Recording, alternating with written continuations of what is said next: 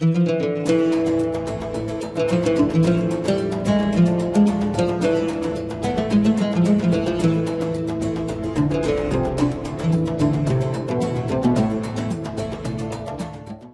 আলাইকুম ওরহমতুল্লাহি ওবারাকাতু। সুপ্রিয় দর্শক, প্রাইম ব্যাংক হাসানা ইসলামী ব্যাংকিংয়ের সৌজন্যে সময় টেলিভিশনের বিশেষ আয়োজন ইসলামী অর্থনীতি অনুষ্ঠানে সবাইকে স্বাগত জানাচ্ছি। আমি মুফতি আবদুল্লাহ তামিম। দর্শক, বর্তমান বিশ্বে ও জাতীয় প্রেক্ষাপটে ইসলামী অর্থনীতি ও শরিয়া ভিত্তিক ব্যাংকিংয়ের গুরুত্ব দিন দিন বেড়েই চলছে। বিশেষ এই পর্বে আজ আমরা আলোচনা করব ইসলামী অর্থনীতিতে তাকাফুল। এ বিষয়ে গুরুত্বপূর্ণ আলোচনার জন্য স্টুডিওতে উপস্থিত আছেন দুইজন সম্মানিত আলোচক। আমার সাথে আছেন মানারাত ইন্টারন্যাশনাল ইউনিভার্সিটির লেকচারার ডক্টর মোস্তফা হুসাইন শাহিন আজহারি। আসসালামু আলাইকুম রহমতুল্লাহি ওয়া বারাকাতুহু। এছাড়াও উপস্থিত আছেন এওফি বাহরাইনের সার্টিফাইড শরিয়া অ্যাডভাইজার অ্যান্ড অডিটর ও পিএইচডি গবেষক ইসলামী অর্থনীতি বিশেষজ্ঞ মুফতি মোহাম্মদ আমিমুল ইহসান। আসসালামু আলাইকুম রহমতুল্লাহি ওয়া বারাকাতুহু। প্রথমেই ডক্টর মোস্তফা হুসাইন শাহিন আজহারি, আপনার কাছে জানতে চাই, প্রচলিত বীমা ব্যবস্থার তুলনায় তাকাফুল অর্থনীতিতে কিভাবে প্রভাব ফেলতে পারে এবং এই দুটার সংক্ষিপ্ত পরিচয়ও জানতে চাই। আপনি দুটো প্রশ্ন করেছেন। আমি প্রথমে আপনার শেষের প্রশ্নটা দিয়ে শুরু করতে চাই যে সমন্বিতভাবে আসলে বীমা বিষয় বলতে বা বীমা বলতে আমরা কি বুঝে থাকি। সহজ কথায় যে একজন ব্যক্তি অথবা কোনো প্রতিষ্ঠানের আর্থিক, শারীরিক এবং মানসিক যে ঝুঁকি থাকে, সেই ঝুঁকি নিয়ন্ত্রণ, কখনো কখনো পরিপূর্ণভাবে ঝুঁকি মুক্ত করার জন্য যে ব্যবস্থাপনা করা হয়, অনেকগুলো ব্যবস্থাপনার মধ্যে একটা ব্যবস্থাপনাকে আমরা বীমা হিসেবে জেনে থাকি। এখন প্রশ্ন আসতে পারে, এই বীমার মধ্যে আমরা দুরকম লক্ষ্য করে থাকি। একটা হলো কনভেনশনাল, যেটা আমরা প্রচলিত বীমা ব্যবস্থা যেটা বলে থাকি, আর একটা আমরা ইসলামিক ইন্স্যুরেন্স বা ইসলামিক বীমা কিংবা তাকাফুল হিসেবে আমরা জেনে থাকি। তো প্রচলিত বীমা ব্যবস্থা বলতে মূলত দুপক্ষের, একজন ব্যক্তি অর্থাৎ বীমা গ্রহীতা এবং যিনি বীমাকারী, দুজনের মধ্যে একটা সমন্বিত চুক্তি থাকে। একজন নির্দিষ্ট সময়ের জন্য কিছু আর্থিক অনুদান দিয়ে থাকেন অথবা আর্থিক ইনস্টলমেন্ট দিয়ে থাকেন, বিনিময়ে যে বীমা গ্রহীতা তিনি যদি সময়ের প্রেক্ষাপটে কোনো একটা সময়ে কোনো ধরনের আশঙ্কার মধ্যে পড়েন, কোনো অ্যাক্সিডেন্ট, কোনো বিপদের মধ্যে পড়েন, সেই সমস্যা থেকে উত্তরণের জন্য যে বীমাকারী আছে, সেই বীমাকারী তাকে একটা সময়ে ওই সমস্যার জন্য যতটুকুন মিটিগেশন করতে যে পরিমাণ অর্থ লাগে, নির্দিষ্ট পরিমাণ অর্থ দেয়া হয়, তাকে আমরা স্বাভাবিকভাবেই বীমা হিসেবে জেনে থাকি বা প্রচলিত বীমা জেনে থাকি। এরপরে যদি আমরা তাকাফুলের বিষয়ে আলোচনা করতে চাই, তাকাফুল কাকে বলা হয়? তাকাফুল মূলত একটা সমন্বিত পারস্পরিক সহযোগিতা এবং পারস্পরিক সম্মতির ভিত্তিতে একটা ফান্ড কালেকশন করা হয়। যে ফান্ডের মধ্যে যারা অংশগ্রহণ করবে, পার্টিসিপেন্ট যারা আছে, তারা দুই অথবা ততোধিক কিংবা একজনও যদি কোনো ধরনের সমস্যায় পড়ে, আর্থিক হোক, প্রাতিষ্ঠানিক হোক, সেই সমস্যা থেকে উত্তরণের জন্য সহযোগিতার ভিত্তিতে, যেটাকে ইসলামে তাআউন বলা হয়, মিউচুয়াল কোঅপারেশন। সো মিউচুয়াল কোঅপারেশনের ভিত্তিতে এই সমন্বিত একটা টিমের যে কোনো একজন সদস্য যদি কোনো ধরনের আপতিত সংকটে পড়ে, সেই সংকট উত্তরণের জন্য বেসিক্যালি যে সহযোগিতা করা হয়, যেখানে কোনো ধরনের সুদভিত্তিক লেনদেন থাকার সুযোগ নেই, কোনো ধরনের অস্পষ্টতা বা অস্বচ্ছতা থাকার সুযোগ নেই, এই একটা সমন্বিত লেনদেনকে বা সমন্বিত যে ফান্ড, সেই ফান্ড থেকে একজনকে বিপদ মুক্ত করার জন্য যে সহযোগিতা, সেটাকে মূলত ইসলামিক তাকাফুল বলা হয়। এখন যদি আমরা এটার ইসলামিক তাকাফুল এবং বীমা ব্যবস্থার দার্শনিক ভিত্তি যদি চিন্তা করি, সেটা হলো ইসলামিক তাকাফুলের বিষয়ে শরিয়ায় কিছু বিষয় আছে, শরিয়ার মানদণ্ড আছে, সেখানে শরিয়ার এভিডেন্স আছে। যদি আমরা একটা আয়াত উল্লেখ করি, তাআওয়ানু আলাল বিররি ওয়াত তাকওয়া, যে পারস্পরিক সহযোগিতার ভিত্তিতে তোমরা একজন আরেকজনকে কি করো, সহযোগিতা করো, তাকওয়ার ভিত্তিতে, খোদাভীতির ভিত্তিতে। এইটা একটা অর্থাৎ তাকাফুলের যে সহযোগিতার মানদণ্ড আমরা কোরআন থেকে পেয়ে থাকি। এখন প্রায়োগিক দিক থেকে আপনার তাকাফুল এবং বীমার মধ্যে কিছু মৌলিক পার্থক্য লক্ষ্য করা যায়। জি, আমরা এটা একটু পরে আসি আপনার কাছে। মুফতি আমিমুল ইহসান, আপনার কাছে এই বিষয়টা জানতে চাই। ইসলামী শরিয়া অনুযায়ী প্রচলিত বীমা কেন সমস্যাজনক মনে করা হয়, এই বিষয়টা একটু বলবেন। আলহামদুলিল্লাহ, অত্যন্ত গুরুত্বপূর্ণ বিষয়।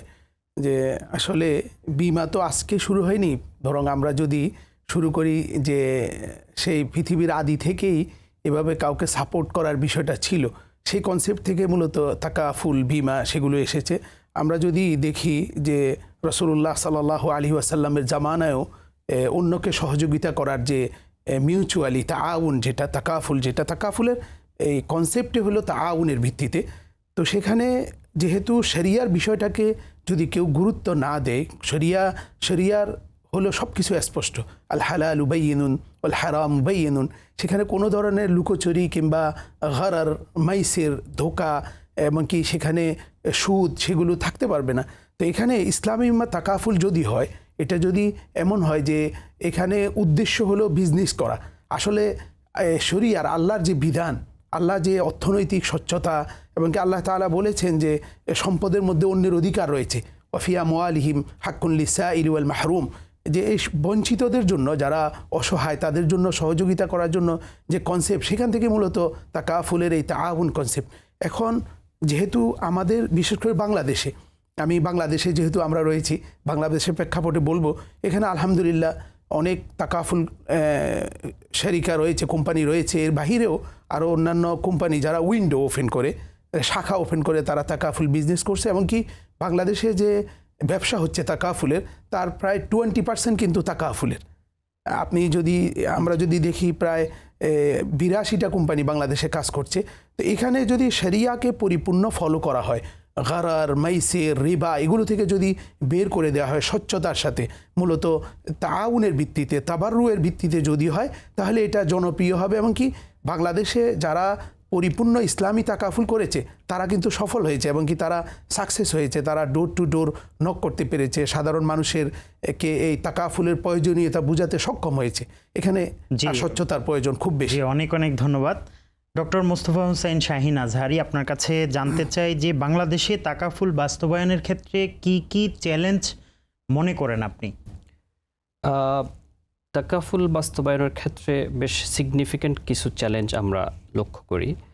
প্রথম কথা হলো যে তাকাফুলের একটা শরিয়ার যে অবজেক্টিভ, মাকাসিদুশ শরিয়া, জনকল্যাণমূলক চিন্তা, আমরা বলবো না যে প্রচলিত বা বর্তমানে যে তাকাফুল ব্যবস্থাপনা আছে সেখানে মানুষের কল্যাণ হচ্ছে না, কিন্তু এইটাকে আরেকটু ব্রডার এক্সটেন্ডে চিন্তা করা, যে মাকাসিদুশ শরিয়াটাকে কীভাবে তাকাফুলের সাথে অ্যাডপ্ট করা যায়, এটা একটা হতে পারে। আরেকটা চ্যালেঞ্জ হলো বাংলাদেশে এখন পর্যন্ত তাকাফুল অ্যাক্ট বলতে কোনো অ্যাক্ট সেভাবে নেই। এখানে যদি একটা বৃহত্তর পরিসরে একটা বিস্তৃত তাকাফুল অ্যাক্ট খুব বেশি দরকার। আরেকটা সিগনিফিক্যান্ট ঝুঁকি বা চ্যালেঞ্জ আমার কাছে মনে হয় সেটা হলো যে একটা প্রতিষ্ঠান পরিচালনার জন্য সেই প্রতিষ্ঠানের উদ্দেশ্যের সাথে যদি তার পরিপূর্ণ টিমটা সমন্বয় করতে না পারে, তখন প্রতিষ্ঠানে প্রপারলি কাজ করে না, ফাংশন করে না। সেক্ষেত্রে তাকাফুলের ব্যবস্থাপনা যারা আছেন, অপারেশনে যারা আছেন এবং শরিয়াতে যারা আছেন, শরিয়া বোর্ডে যারা আছেন, উইথ ডিউ রেসপেক্ট, এখানে আমাদের জনবল সংকট অনেক বেশি। এই জায়গাতে খুব বেশি কাজ করার সুযোগ আমাদের আছে। আরেকটা বিষয় হলো পৃথিবীর সব দেশেই আপনার প্রত্যেকটা স্পেসিফিক ইন্ডাস্ট্রির জন্য ট্যালেন্ট ডেভেলপমেন্ট করা হয়। আনফর্চুনেটলি বাংলাদেশে ব্যতিক্রম দুই একটা ছাড়া খুব এইভাবে প্রাতিষ্ঠানিক আকারে বিমা ইন্ডাস্ট্রি বলেন অথবা তাকাফুল ইন্ডাস্ট্রি বলেন, সেই ইন্ডাস্ট্রির জন্য ট্যালেন্ট ডেভেলপমেন্টের কোনো প্রোগ্রাম, কোনো প্রজেক্ট আমাদের চোখে পড়ে না। এই বিষয়গুলো ডেফিনেটলি তাকাফুল ইন্ডাস্ট্রিকে পিছিয়ে ফেলার জন্য ভূমিকা পালন করছে, এবং এগুলো যদি আমরা ওভারকাম করতে পারি, নিশ্চিতভাবে বলা যায় তাকাফুল ইন্ডাস্ট্রি অনেক বেশি অগ্রসর হওয়ার সম্ভাবনা আছে। জি, অনেক অনেক ধন্যবাদ। মুফতি আমিমুল ইহসান, আপনার কাছে আরেকটা বিষয় জানতে চাই, বর্তমানে তাকাফুল ব্যবস্থার মডিউল কতটি এবং আমাদের দেশে কোন মডিউলটি বেশি প্রচলিত, এই বিষয়টা একটু বলবেন। আলহামদুলিল্লাহ, আসলে আমাদের দেশে তাকাফুলের যে কয়েকটি মডেল আমরা সারা দুনিয়ায় দেখতে পাই, যেটা বিশেষ করে তাকাফুলের কনসেপ্টটা মূলত মালয়েশিয়া কেন্দ্রিক এবং কি সুদান কেন্দ্রিক, সৌদি আরব কেন্দ্রিক আমাদের এখানে এসেছে। আমাদের এখানে কয়েকটি মডেল রয়েছে, কয়েকটি মডিউল রয়েছে। তোর মধ্যে প্রথম হলো মুদারাবা ভিত্তিতে, যে কোম্পানি, এই ইন্স্যুরেন্স কোম্পানি রয়েছে, সে মুদারেবের ভূমিকায় থাকবেন, আর যিনি প্রিমিয়াম জমা দিচ্ছেন তিনি রব্বুল মালের ভূমিকায় থাকবেন। সেখান থেকে তারা এখান থেকে প্রফিট এবং কি ঝুঁকি এগুলো মোকাবেলা করবেন। এটা ডিটেলস লম্বা আলোচনার বিষয়। এরপর আরেকটি রয়েছে, সেটা হলো তাবাররু। আমাদের বাংলাদেশে বেশিরভাগ কোম্পানি তাবাররু মডেলটাকে ফলো করছেন, যদিও হয়তো 100% হচ্ছে না, তবুও ট্রাই করছেন যে তাবাররু মডেল অনুযায়ী কাজ করার জন্য। আরেকটি তাবাররুতে যিনি প্রিমিয়াম দিবেন, সেই প্রিমিয়াম থেকে একটা অংশ তিনি জনকল্যাণমূলক কাজের জন্য, বিপদ ঝুঁকি মোকাবেলার জন্য, সেখান থেকে এটা হতে পারে 5% হতে পারে, কিংবা প্রয়োজন অনুযায়ী এটা শরিয়া কাউন্সিল, শরিয়া বোর্ডের মাধ্যমে এটা নির্ধারণ করে নেবেন। প্রয়োজনে এক্সুয়ারি যারা, তারা সেখানে এক্ষেত্রে সহযোগিতা করবেন। আরেকটা হচ্ছে ওয়াকালা মডেল রয়েছে। ওয়াকালা মডেলে যে কোম্পানিকে ওয়াকিল বানিয়ে দেওয়া, সে ওয়াকিল হিসাবে সে ওয়াকালা ফি নিবে এবং কি সে কোম্পানির গ্রাহকের প্রিমিয়ামটাকে ইনভেস্টমেন্ট করে সেখান থেকে তাকে রিটার্ন দিবে এবং ঝুঁকি মোকাবেলা করবে। আরেকটা রয়েছে যেটাকে আমরা হাইব্রিড মডেল বলতে পারি, সেখানে মুদারাবা এবং কি তাবাররু এই দুইটাকে সমন্বয় করে হাইব্রিড মডেল রয়েছে, সেটাও আমাদের এখানে এখন প্রচলিত রয়েছে এবং কি কেউ কেউ ট্রাই করছেন। মোটামুটি আমরা যদি চিন্তা করে দেখি যে শরিয়া বোর্ডকে যদি আমরা শক্তিশালী করে যদি এই মডেলগুলোকে ফলো করা যায় তাহলে এটার সফলতা আমরা ইনশাল্লাহ পাবো ইনশাল্লাহ। তাকাফুল ব্যবস্থা অর্থনীতির কোন খাতগুলোতে বেশি কার্যকর হতে পারে বলে আপনি মনে করেন? আমি ব্যক্তিগতভাবে মনে করি নির্দিষ্ট করে না বলে বরং তাকাফুলকে যদি সামগ্রিক অর্থনীতিতে আপনি ম্যাক্রো এবং মাইক্রো ব্যক্তিগত অথবা ইন্ডিভিজুয়াল এবং সামগ্রিক অর্থনীতি যদি অ্যাডপ্ট করা যায় তাহলে আমাদের দেশের অর্থনীতির যে আকার এটা জ্যামিতিক হারে বেড়ে যাবে। আমরা যদি ক্ষুদ্র শিল্পের কথাও চিন্তা করি, মাঝারি শিল্পগুলোর কথা চিন্তা করি, ধরুন অনেক সময় আমার কাছে 10 লক্ষ টাকা আছে, আমি সাহস করে একটা এন্টারপ্রেনারশিপ দিতে পারছি না কারণ আমার সিকিউরিটি নাই। এটা বাংলাদেশে লক্ষ কোটি টাকা এভাবে আপনার আইডল মানি পড়ে আছে। এই টাকাটাকে যদি আমরা ইনভেস্ট করতে চাই তাহলে অবশ্যই এখানে তাকাফুলের একটা সিকিউরিটি লাগবে। এটা একটা কাজ হতে পারে। এবং বৃহৎ শিল্পে আপনার অনেক সময় ইন্ডাস্ট্রিয়াল যে ইকুইপমেন্টগুলো থাকে হাজার শত কোটি টাকার, সেগুলোর ক্ষেত্রে তাকাফুল অত্যন্ত গুরুত্বপূর্ণ ভূমিকা পালন করতে পারে। আরেকটা ইম্পর্টেন্ট খাত যেটা আমরা অনেক সময় ওভারলুক করে থাকি, যেমন আমাদের নির্মাণ শ্রমিকের একটা বিশাল খাত এখানে আছে। একজন শ্রমিক সে কনস্ট্রাকশনে কাজ করতে গেলে তার যে সেফটি সিকিউরিটির কোনো নিরাপত্তা এখানে নেই, সেক্ষেত্রে বড় একটা কাজ এখানে তাকাফুল করতে পারে, আসতে পারে। আপনি জানেন বাংলাদেশের বড় একটা সংখ্যক প্রবাসী ভাই বোনেরা আছে। একজন প্রবাসী যখন মৃত্যুবরণ করে অনেক সময় দেখা যায় বাংলাদেশে আসার পর তার সহায় সম্বল থাকে না। সেক্ষেত্রে প্রবাসী আমাদের ভাইদেরকে টার্গেট করে যদি তাকাফুল ইন্ডাস্ট্রিকে এক্সপান্ড করা যায়, it will B a big achievement for the Takaful industry. আরেকটি ইন্ডাস্ট্রি হলো আমাদের গার্মেন্টস ইন্ডাস্ট্রি। এক্ষেত্রে বাংলাদেশের অর্থনীতিতে অত্যন্ত সুবিশাল একটা অংশগ্রহণের ইন্ডাস্ট্রির আছে। সেক্ষেত্রে এই গার্মেন্টস ইন্ডাস্ট্রিতে যারা কর্মী হিসেবে আছেন, অবশ্যই আমি একটু আগে যেটা বলেছি যে ইন্ডাস্ট্রিয়াল ইকুইপমেন্ট তো অবশ্যই তাকাফুলের আন্ডারে আসবে, বাট যদি কর্মীদেরকে এটার অধীনে নিয়ে আসা যায় বাংলাদেশে অর্থনীতিতে তাকাফুল অনেক বড় ভূমিকা পালন করতে পারে। আমি শেষ করতে চাই এভাবে, আপনি যখন একটা পরিবারে 5 জন সদস্য থাকে, 5 জন সদস্যই কিন্তু একটা ব্যাংকের অ্যাকাউন্ট করার জন্য এলিজেবল নাও হতে পারে, কিন্তু তাকাফুলের জন্য কিন্তু যে শিশুটা আজকে জন্মগ্রহণ করেছে সেও কিন্তু এলিজেবল। তার মানে তাকাফুলের যে বিস্তৃতিটা এটা অনেক বেশি প্রসারিত যদি আমরা সমন্বিতভাবে আন্তরিকতার সাথে যদি তাকাফুল ইন্ডাস্ট্রিকে এগিয়ে নিতে পারি, বাংলাদেশের অর্থনীতিতে এটা অত্যন্ত গুরুত্বপূর্ণ ভূমিকা পালন করতে পারে আমি বিশ্বাস করি। জি, অনেক অনেক ধন্যবাদ মুফতি আমিমুল ইহসান। আপনার কাছে ছোট্ট করে একটা প্রশ্ন জানতে চাই। মুসলিম সমাজে এই তাকাফুলকে জনপ্রিয় করতে হলে শরিয়া বোর্ডের বিশেষজ্ঞ যারা আছে বা শরিয়া বিশেষজ্ঞ যারা আছে তাদের ভূমিকাটা কি হতে পারে? আসলে শরিয়া বিশেষজ্ঞ যারা রয়েছেন তারা তো উম্মতকে হালাল পথ দেখাবেন, হারাম থেকে বাঁচানোর রাস্তা দেখাবেন।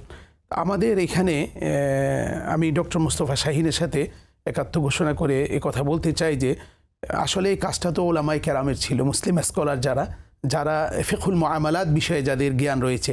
আমরা কিন্তু কিতাবুল বুয়ু পড়ে থাকি, কিন্তু এটার ব্যবহার থেকে আমরা অনেক দূরে।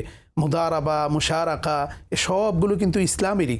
আজকে যত অর্থনীতি ফাইন্যান্সের যত ভিত্তি রয়েছে সব কিন্তু ইসলাম থেকে আসছে, মুহাম্মদুর রাসূলুল্লাহ সাল্লাল্লাহু আলাইহি ওয়াসাল্লাম থেকে এসেছে। তো আমরা যদি ওলামায়ে কেরাম এবং মুসলিম স্কলার বৃন্দ যদি যারা উদ্যোক্তা রয়েছেন, যারা বড় বড় বিজনেসম্যান রয়েছেন, তাদেরকে যদি হালাল বিনিয়োগের জন্য, হালাল পথে আসার জন্য এবং কি হালাল ইনকামের জন্য আমরা যদি অনুপ্রাণিত করতে পারি, এবং কি বিশেষ করে আমরা কোম্পানিগুলোতে যদি শক্তিশালী এই ভূমিকা রাখতে পারি যে বিশেষ করে গ্রাহকদের স্বার্থ সংরক্ষণে, এমনকি শেয়ার হোল্ডার যারা রয়েছে এখানে যারা বিনিয়োগ করবে তাদের স্বার্থ সংরক্ষণ, এমনকি ক্লেম সেটেলমেন্ট, যে বিশেষ করে তাকাফুলে যে ক্লেম সেটেলমেন্ট রয়েছে, ম্যাচুরিটি সেটেলমেন্ট রয়েছে, এগুলো যেন তড়িৎ হয় এবং এগুলো যেন গড়ার থেকে, সুদ থেকে মুক্ত থেকে এগুলা সচেতনতা যে আমরা তৈরি করি।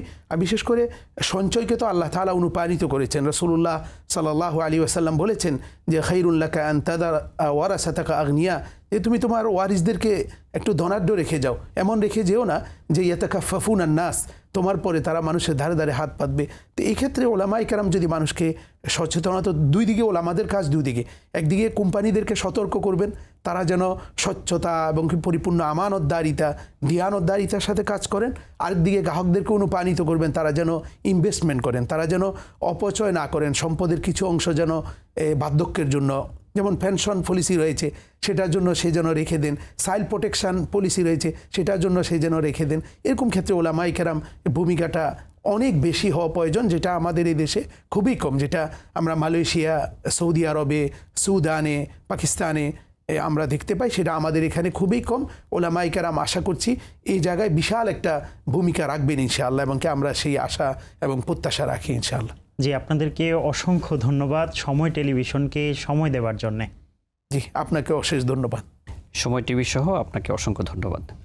সুপ্রিয় দর্শক, এতক্ষণ পর্যন্ত আপনারা দেখছিলেন প্রাইম ব্যাংক হাসানা ইসলামী ব্যাংকিংয়ের সৌজন্যে সময় টেলিভিশনের বিশেষ আয়োজন ইসলামী অর্থনীতি অনুষ্ঠান।